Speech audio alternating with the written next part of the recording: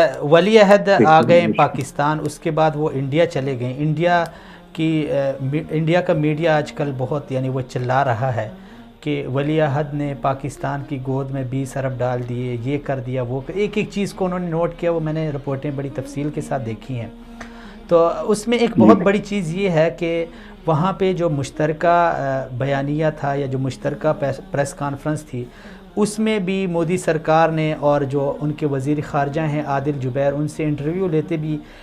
India के media ने और हुकूमत ने ये कोशिश की कि किसी तरीके से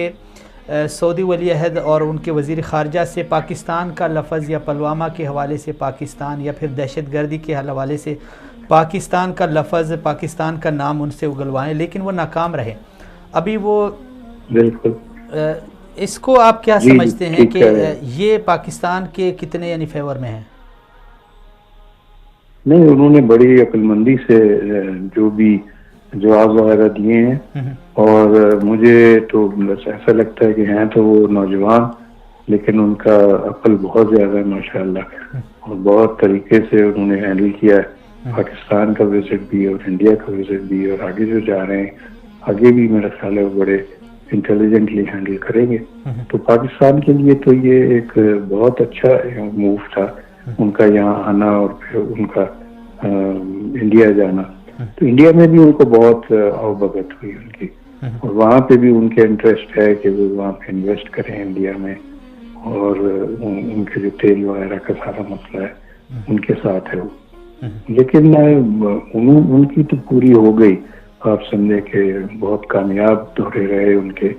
लेकिन यहाँ पे जो ईरान की तरफ से जो इल्ज़ाम लगाए जा रहे हैं पाकिस्तान के ऊपर कि वहाँ पे जो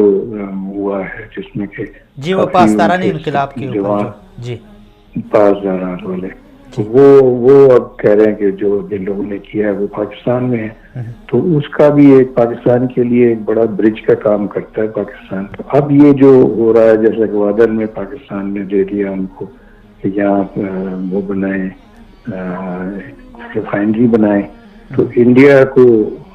ईरान ने दे दिया था, उनको वहाँ एक रिफाइनरी बना की इजाज़त दे दी गई थी जी, तो वो बना रहे हैं, बिल्कुल वहाँ साथ ही है वो। तो इसलिए ये एक पाकिस्तान के लिए एक ज़रा मुश्किल वक्त है।